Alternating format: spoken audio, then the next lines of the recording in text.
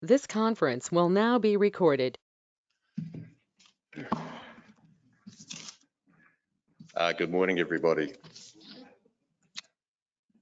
And thank you, Sophie. Sophie selected that hymn, and that's a great introduction. And it was sung and played very nicely too, wasn't it?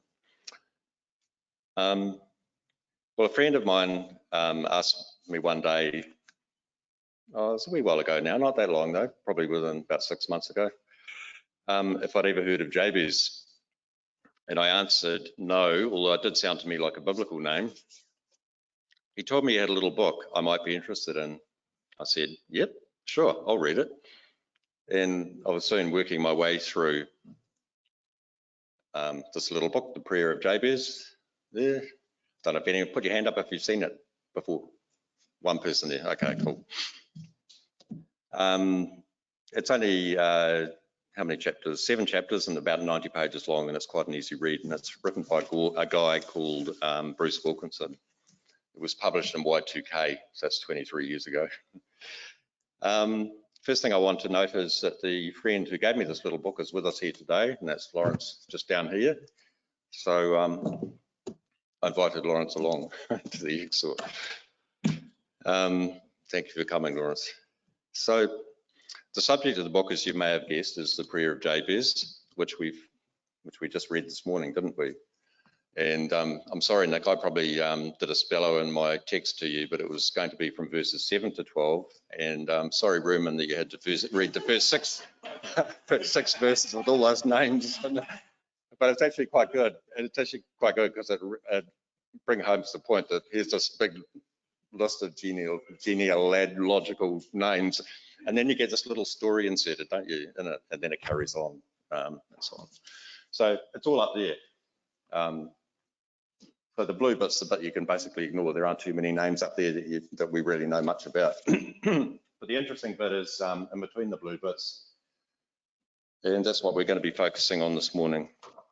So now that I've said all that, I'm going to begin off on a tangent. 3.5 weeks ago, Penny and I embarked on a holiday up to the dock camp at it's a little bay called Otamuri Bay, which is Whananaki North. It's northeast of Hikurangi, north of Whangarei. A holiday that had been postponed a month because of Cyclone Gabrielle, and we were towing Doris, and Doris is our caravan, just so you know. One day into the holiday, and I had developed tooth pain, another jolly gum infection. I've had a couple over the last 6 months. Great. I put up with the pain for the first 3 days, taking ibuprofen and paracetamol, but after that time they didn't seem to be doing too much to help. So I decided on the 3rd day to get some assistance if it was no better the next morning. Also on the evening of that 3rd day, I prayed to God to take away the cause of the pain, the infection, and thereby take away my pain. The morning of the 4th day, and this was a Monday, the weekend was now over, we left Doris and took off to Hikurangi, the closest town with a medical practice. When we arrived, we pretended that we didn't see the sign at the entry that said no casuals. I went back to the car to get masks, and Penny explained our situation to the doctor's receptionist. Sorry, no casuals. We got onto Google and located the nearest medical centre in Whangarei. I think she gave some assistance and she suggested where we might go. We arrived and parked just down the... Oh, okay. We arrived and parked just down the road from the White Cross building. I mean, you might say, why go to a doctor for a dental? But I knew what I needed, which was antibiotics. So I didn't, and I thought, chances of seeing a dentist. Anyway, I was dreading the inevitable 3 or 4 hour wait at White Cross. What a waste of a holiday. Well, that's going to be continued. So getting back to Jabez. Jabez is a very minor character in the Bible, yet out of the list of fathers and sons that we read of in chapter 4, the most focal person seems to be Jabez, doesn't it? He's the one who gets talked about. We're not told on what account Jabez was more honourable than his brothers, but it is clear he was a praying man, and I've highlighted in yellow his actual prayer up there. Okay. So what do we know of Jabez? He's only mentioned a couple of times in the book of First Chronicles. And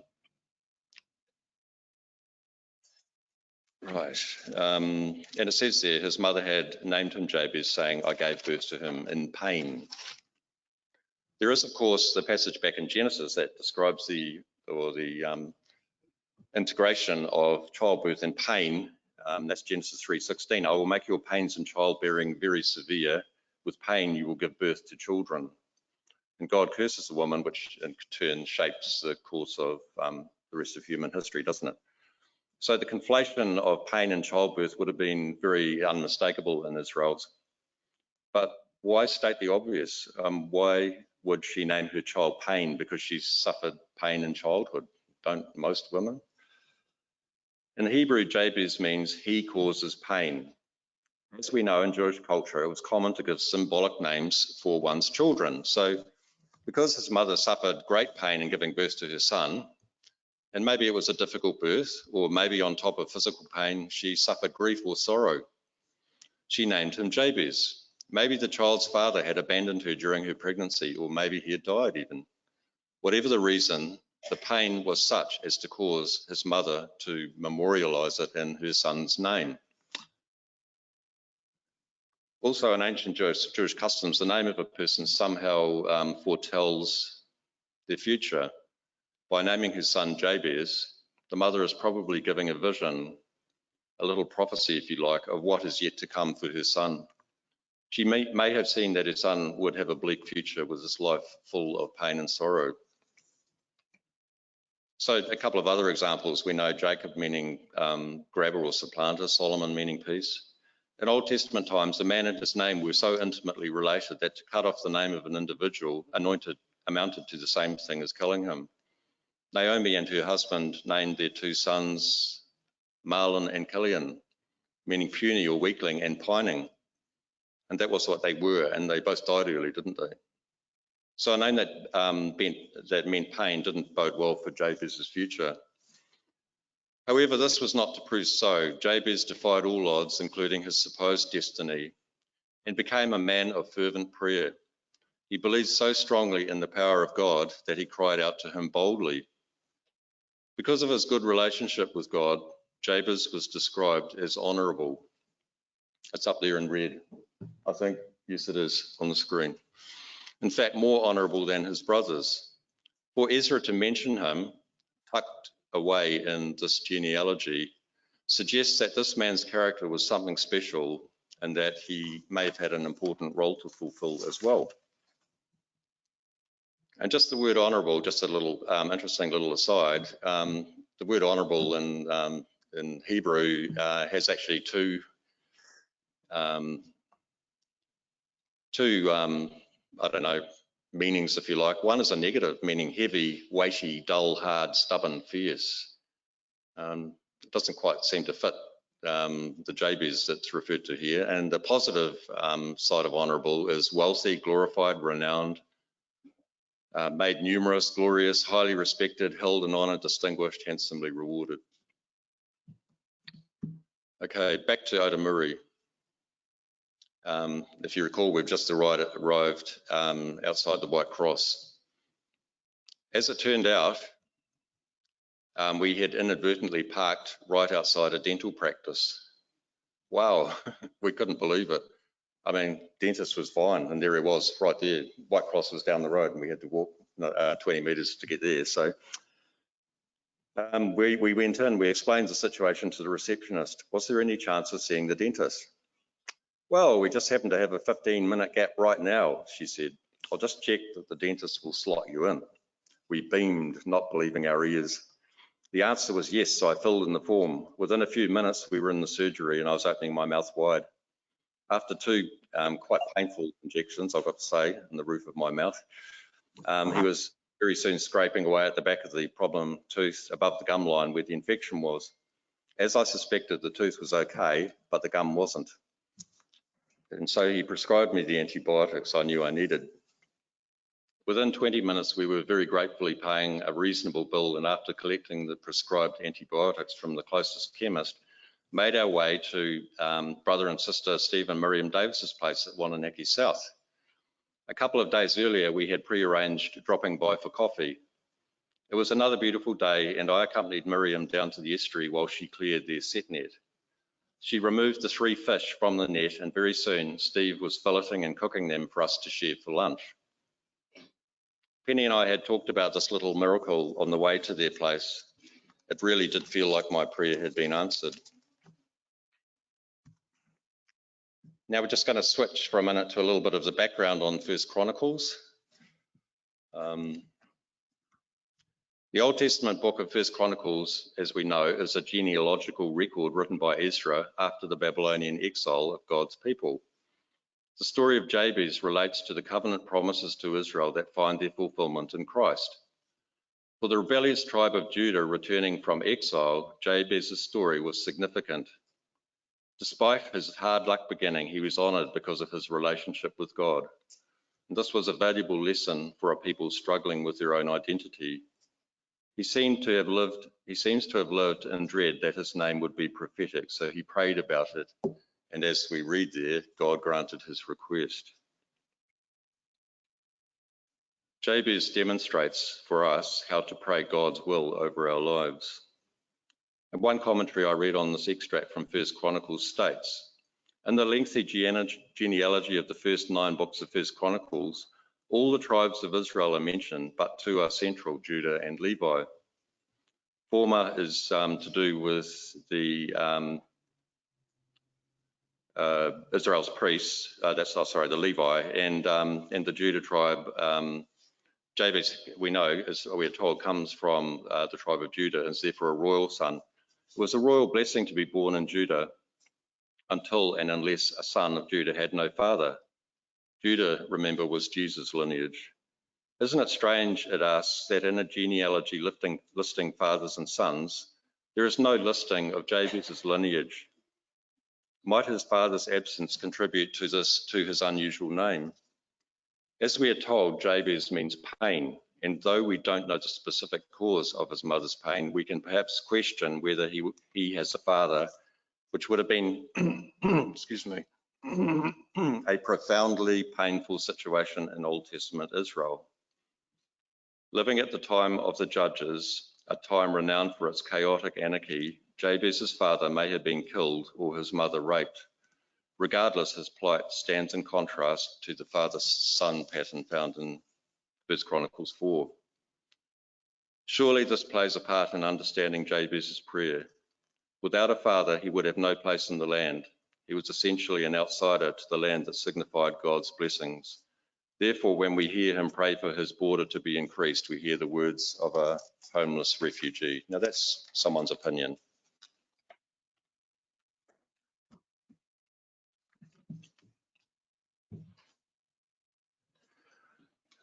The commentator continues, while Jabez's brothers with fathers, that is the men of Judah, had hereditary access to God's promises, some, including and Achan, forfeited their inheritance through their wickedness. Not so Jabez. He is described as more honourable than his brothers, presumably because he faithfully called upon God. While possibly fatherless, he seems to have inherited a place in the land because of his faith. And that's the basis of that is a town named Jabez, which is recorded in 1 Chronicles 2:55.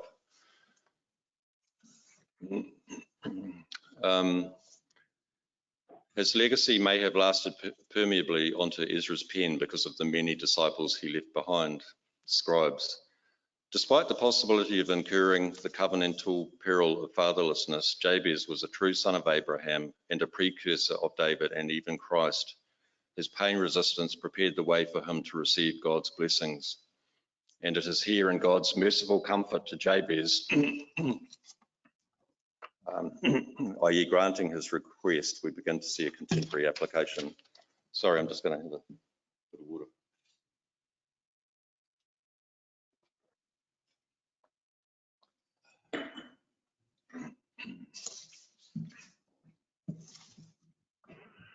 Okay, we're going to have a little bit of a look at the prayer itself.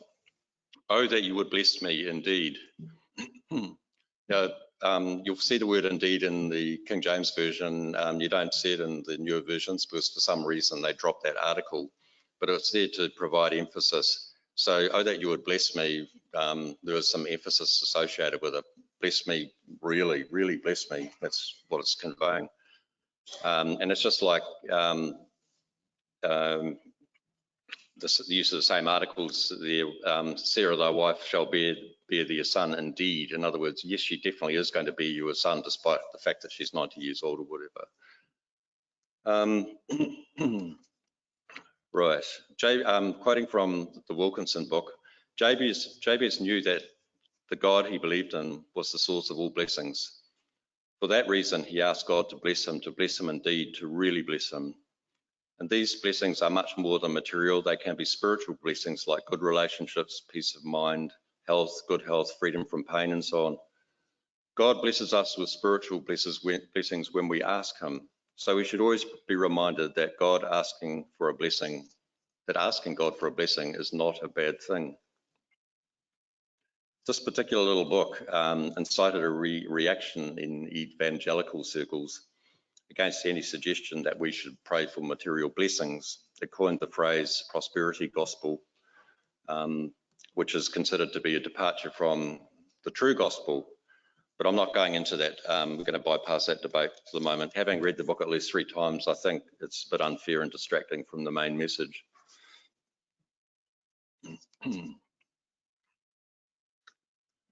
Right. Continuing to quote from the prayer of Jabez, to bless in the biblical sense means to ask for or to impart spiritual favour. When we ask for God's blessing, we're not asking for what we can get for ourselves.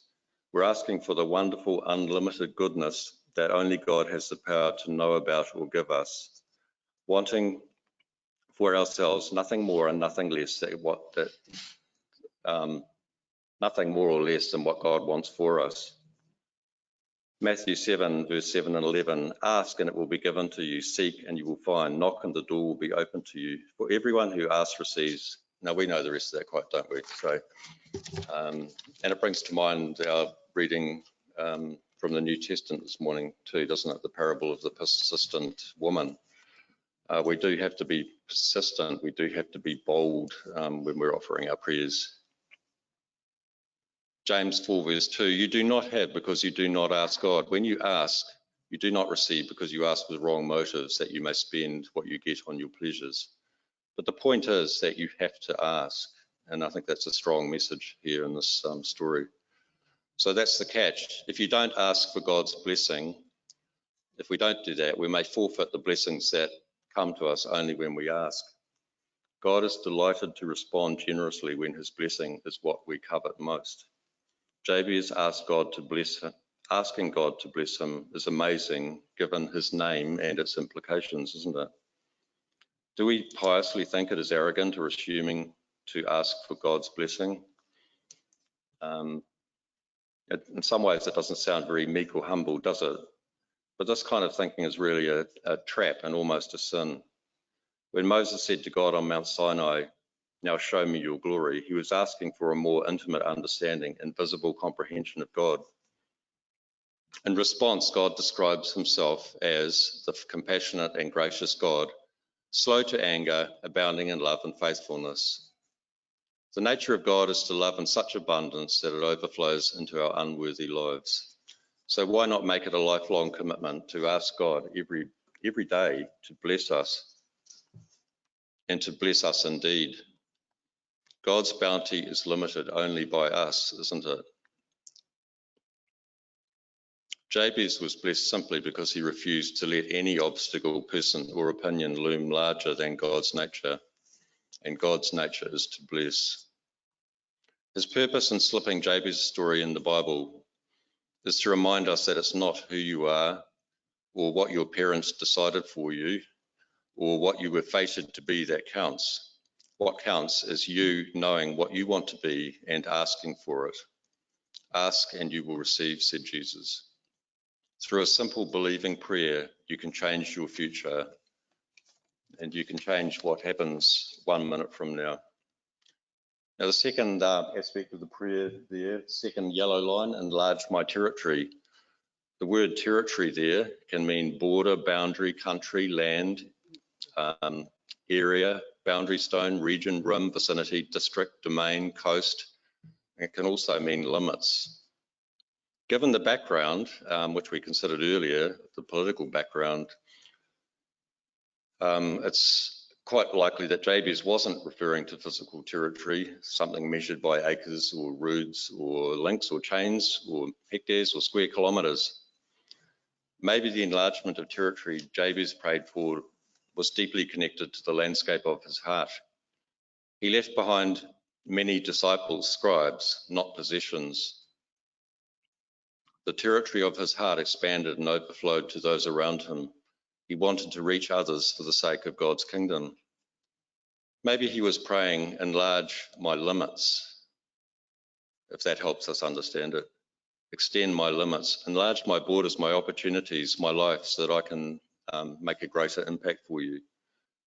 God is looking for people who want to do more, minister more, because sadly, believers seem to shrink from living at this level of blessing and influence. I'm quoting there from the author of the little book here.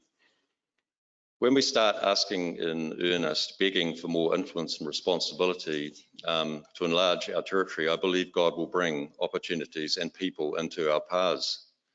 How many opportunities, I'm asking you to think at a personal level here, do we miss out on because we have not been ready or prepared? If we pray daily for God to increase our territory, we will be more prepared and less likely to not engage in a conversation that might ultimately lead to someone's salvation. We may feel fear when we are given an opportunity, but we need to believe that God will help us, don't we? Peter and John and others were given the words to say at the moment they needed them. Do we believe that God will help us in the same way? To pray for God to enlarge our territory is to ask for a miracle. And a miracle is an intervention by God to make something happen that would not normally happen. That and nothing less was what Jabez had to have to transcend his name and transform his circumstances. Now let your hand be with me, the third line there in yellow.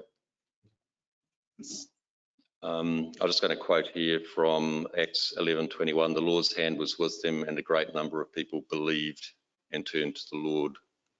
So hand of the Lord is a biblical term for God's power, isn't it, and presence in the lives of his people. Jabez recognised his limited, feeble nature as a person. Because of that, he knew he needed God's help. He knew that God was all-powerful, so he asked God's hand to be with him, to guide him along the right path and to hold him throughout his journey. Jabez prayed that God would continue to take the lead and guide his way. If we ask God's hand to be with us always, we will surely take the right paths, and we can maximise our blessings as we go along those right paths.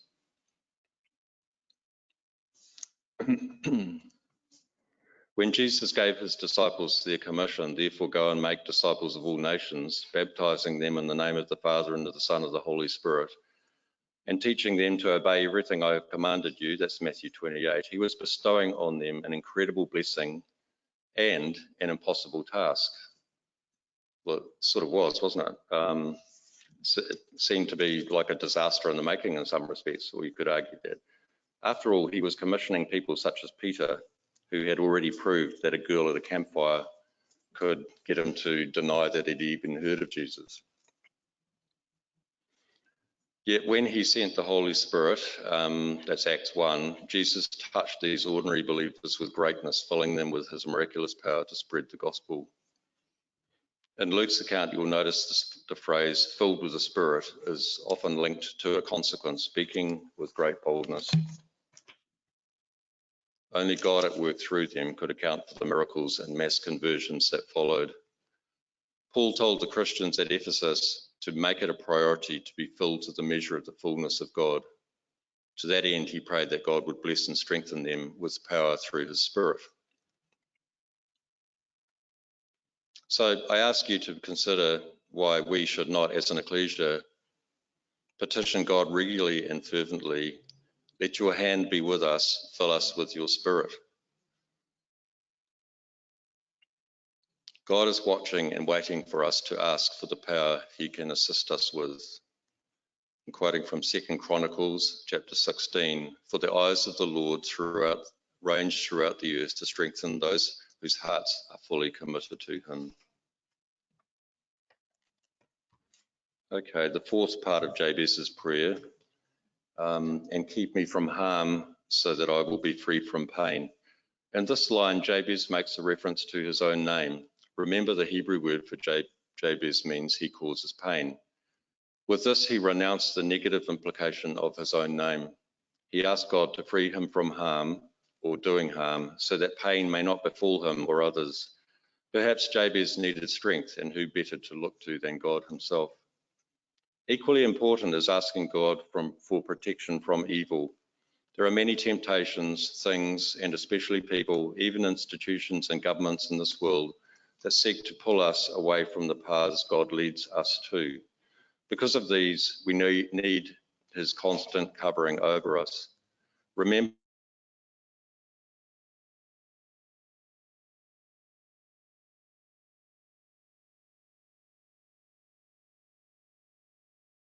lead us. Remember that enjoying God's blessings can only happen when we allow God to as well. He uses to shield and take the lead instead of him or anything that wants to hurt or destroy us. When we are harmed, it may be physical or it may be emotional, and we may ask to be freed from the pain. And we may well ask, why? Why did this happen to me? Why does the bad person who did this to me appear to be thriving? I don't know the answer to these questions. Solomon, in all his wisdom, asked the same questions. Sometimes we don't see the big picture, do we? But I do know that suffering is part of life. We all get allocated a certain amount at some point in our lives. The more we suffer, the more opportunity, though, we have to overcome. Whatever we need, ask God boldly to keep us from harm, to deliver us from evil, so that we will be free from pain. We have to fight it through bold prayer and not give up. Now, just going back to the Otamoru story, the pain didn't just miraculously abate, of course. In fact, after the injections, I was in more pain than ever, and I also felt slightly nauseous from having taken the first of the antibiotics with my fish and salad lunch. In fact, it took almost a week beyond the full course of antibiotics for the residual pain to depart. There was also a later pain that came from finding a ticket from Whangarei District Council in our letterbox. Penny had dropped me off at the chemist. She then looked for and found a car park and joined me at the chemist. Unfortunately, she had parked in a loading zone. We haven't had the discussion yet as to whether she was aware of the fact that she'd parked in a loading zone. So she was only away, well, we were only away for about 10 minutes from the vehicle, but that was enough time for the Whangarei council ticketers to sleuth in and out without us being aware of it.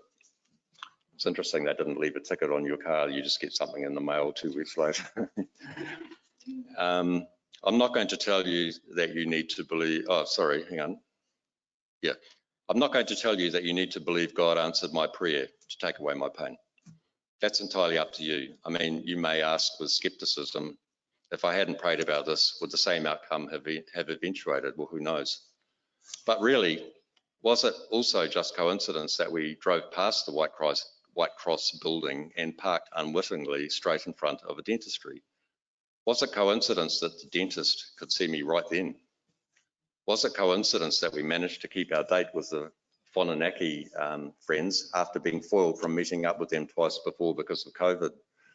Was it coincidence that on the way up north 4 days earlier and towing Doris, I had said to Penny, darn, one thing I forgot to pack. The antibiotics Haval, that's my Waiuku dentist, had given me, he'd prescribed for me in case I got another gum infection.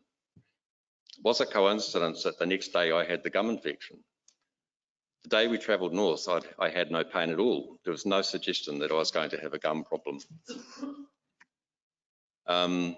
Was it coincidence that I experienced ongoing pain while preparing a talk on Jabez, praying to be relieved from generating pain?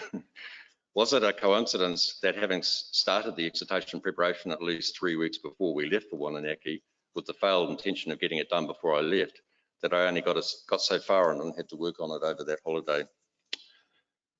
Well, anyway, I believe God answered my prayer. Too many coincidences. You don't have to, but no doubt you have all had experiences like this. Deep down, we privately know that God works in our lives, don't we?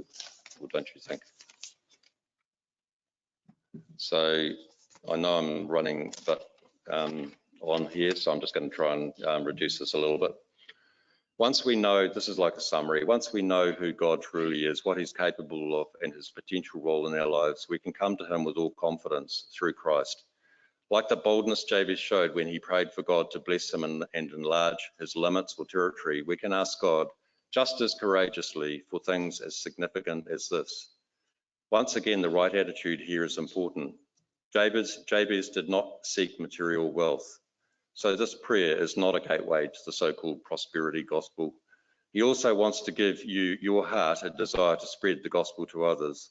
And that's an expansion of territory or limits that truly puts a smile on God's face. Jabez's inheritance was by faith over heritage. God blessed Jabez, not with prosperity in return for his prayers, but with provision for the will God wished to execute through his life. It's wholehearted devotion to lay our desires and needs at his feet, knowing that he will set us on the right path.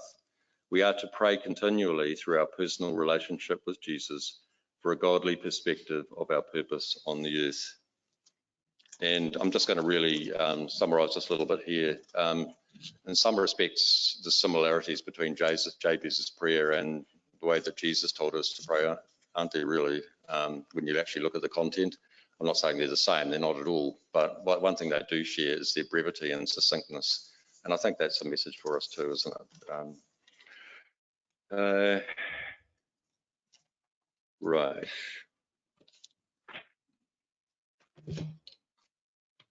I'm going to skip all of that. That got you smiling. So in summary, the prayer of Jabez is a faithful submission to the firm establishment of God's will in our lives. When we seek him with all our hearts, we will find him. He will faithfully guide us to and through his plan for our lives, both the good and the suffering. There's something wrong, I think, with our faith if we don't believe God works in our lives, if we humbly but boldly seek him. Not only did Jabez recognize who God truly is, and not only did he have the right attitude when he prayed, against all odds, Jabez also defied his supposed destiny. He was a conqueror through what God has done in him. He powered through the challenges that life threw at him, and he honored God by doing so. We may be facing trials and discouragements ourselves. Like Jabez, we need to look to the God we believe in. Ask through Jesus Christ, who we are gathered to remember this morning, for God through his Spirit to do great things through us, and ask him to lead us every step of the way. With that kind of attitude, I believe God will answer our prayers positively. So final note, we're currently individually praying for our ecclesia, aren't we? And as an ecclesia, we're praying for our ecclesia, which is great. So maybe we can think a little bit about Jabez when we do so. This can and should be a personal prayer, but it can be equally an ecclesial prayer. And I'm just going to read it. Oh, that you will bless us indeed and enlarge our territory. Let your hand be with us and keep us from harm so that we will be free from pain. And one final thing I'm going to mention before I step down. I rang Lawrence yesterday and I was aware that I'd sort of left it till the last moment and told him I was doing this little thing today. And I invited Lawrence to come along this morning. Well, Lawrence, I knew I was putting him on the spot, and I said, look, don't feel in any way compelled or whatever. And Lawrence, he's had a few health issues and things, and he declined. In fact, when I rang him, he was actually at the eye clinic in Green Lane. He declined to come along. And I got a phone call this morning from Lawrence. And we haven't discussed why Lawrence changed his mind, but Lawrence said, can I come along? And here he is. So I'm sorry, to me, that's another little miracle. Thank you very much. Sorry about the duration.